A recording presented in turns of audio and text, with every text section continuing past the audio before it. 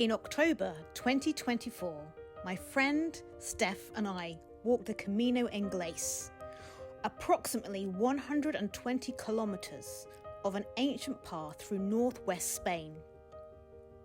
As pilgrims on this medieval Christian route, each step echoed with faith and centuries of prayer. We faced rain, blisters, language barriers, and every challenge deepened our trust in God and each other. The quiet forests and the hilltop chapels became sacred places where we felt Christ walking beside us. As we travelled through the market towns, small villages and hamlets, and bathing in the sunshine as well as some really difficult weather, we reached our final destination, Santiago.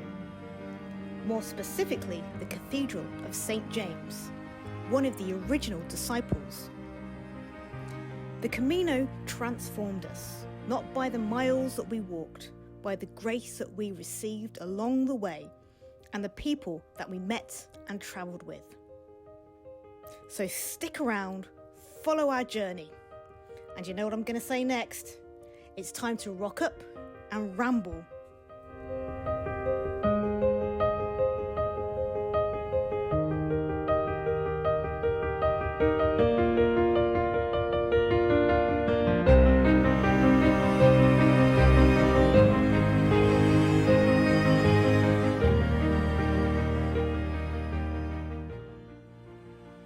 Before you set off, remember to purchase a pilgrim passport and collect 2 stamps each day to qualify for your certificate at the end.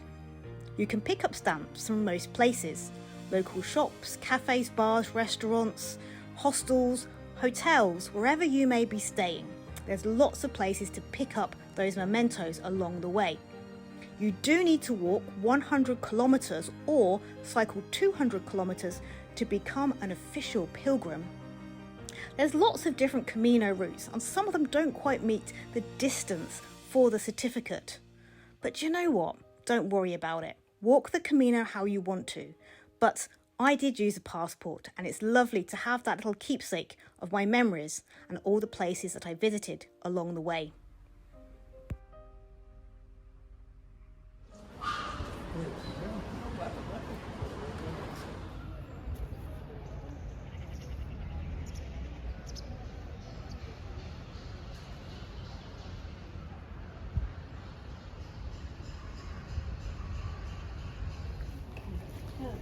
In Spain, they have all these amazing festivals. They've got in the church, they've got these.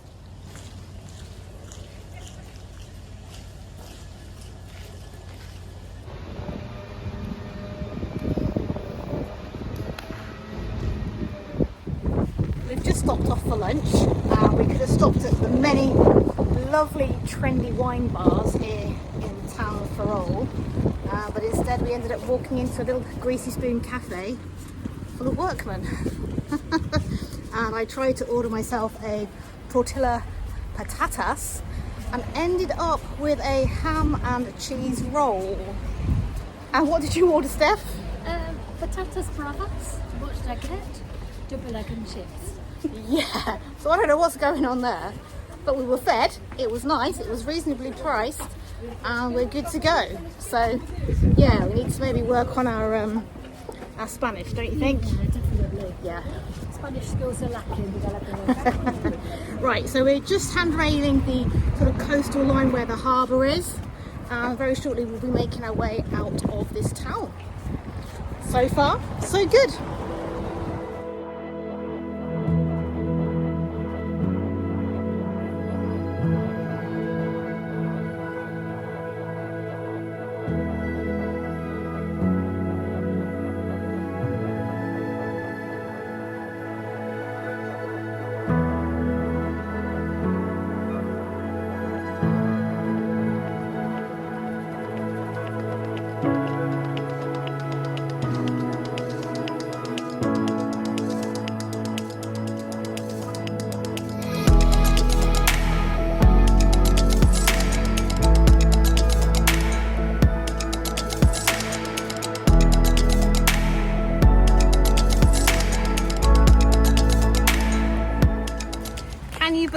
Monday the 7th of October and we've got gorgeous blue skies, and I'd say it's getting pretty toasty, lovely, and a nice gentle breeze as we follow the city out by the coastal path. And initially the forecast was due to have heavy rain and thunderstorms today, specifically this afternoon. Well, it looks like they've blown over, thank goodness for that. So we are feeling blessed today. Whether it stays like this all week, only God knows. But we're not complaining and we're making the most of the sunshine whilst it's here. Are you feeling good? Feeling good. Yep. Did you enjoy your egg and chips? I did actually. It was a really nice egg and chips. Yeah, can't beat a good old Greasy Spoon cafe for a lunch. One thing I'm liking about the Camino, there are plenty of places to fill up your water bottles. Really handy.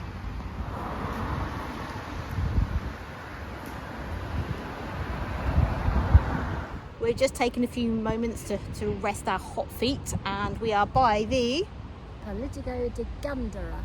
We found a Burger King, a McDonald's, and most importantly, a Lidl, because you can't go anywhere without finding a Lidl. Oh, have a look at these views behind us. Aren't they amazing? It's about 20 to 4 in the afternoon. All is going well, and we've seen a nice little cafe which we're going to pop into and grab ourselves something to drink, probably a nice hot coffee, and get a stamp for our passports. We've ordered ourselves some tiny coffees. We've got Biscoff, winning. Tiny coffee. Tiny coffees. The world is better with tiny coffee.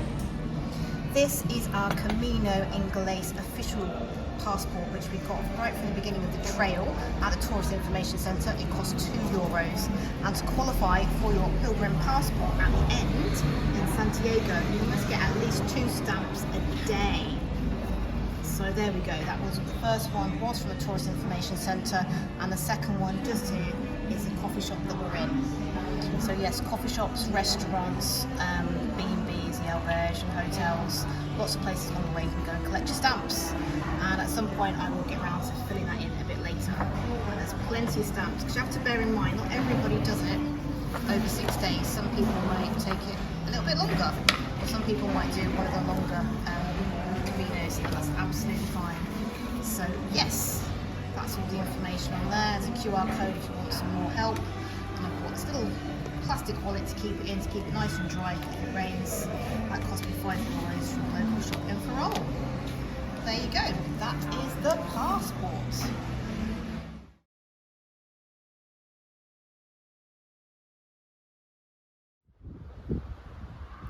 That looks like a very nice place to live. Imagine waking up to those lovely views every day.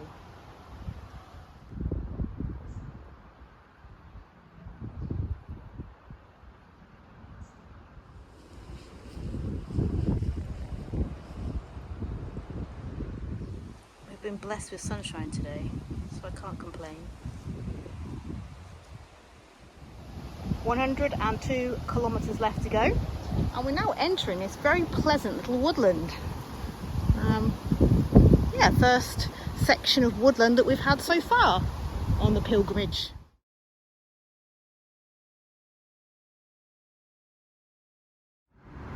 We have 2 way markers giving us 2 different options. We've got this one that takes us around a little bay and then circles back on itself, or we can go this way, which is the original Camino trail, I think, and that will still take us to where we need to be, and that will take us along by the sort of estuary and the harbour area. I think this is really confusing. We're going to go that way. Yeah, we're gonna go that way. Follow the shells. Change of plan, because time's getting on. We're going to go back up to where those 2 way markers were and take the one that goes left over the bridge. We can still see the mill from where we are, which is quite an impressive structure. So yeah, that's what we're going to do. I'm sure it is in the guidebook, but truth be told, I haven't got the energy to rustle around inside my backpack to find it at the minute. So yeah, I'm gonna go that way.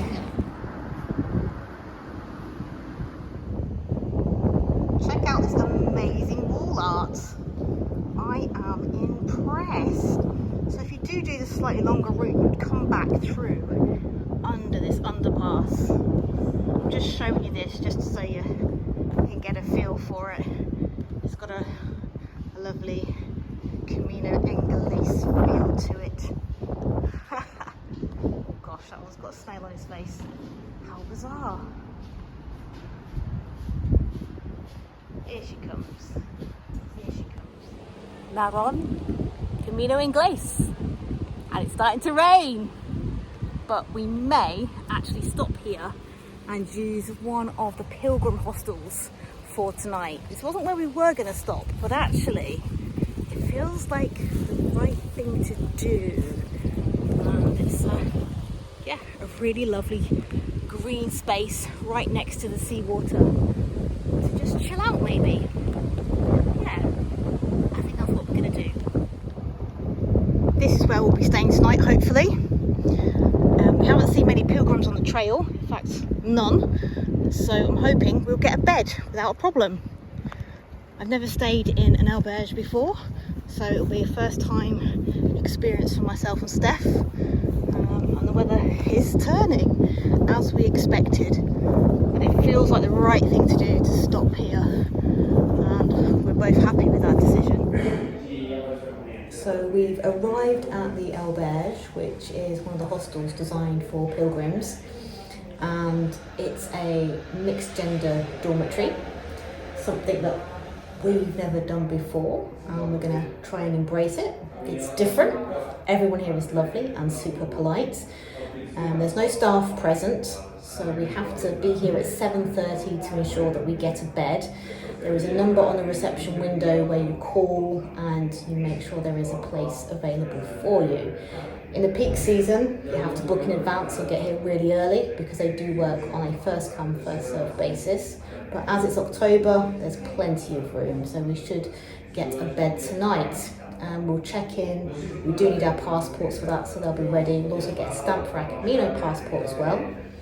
And yeah, very basic facilities, toilet, showers, kitchen, laundry. No food here, but we're going to head into the town later and find something to eat. And Steph has kindly boiled up some water on the stove, and we've got some coffees to drink. So thank you very much, Steph. You are a superstar. Cheers. Cheers, my dears. And I'll show you around a little bit later. I'm keeping my voice down because there's a lot of chit-chatter going on.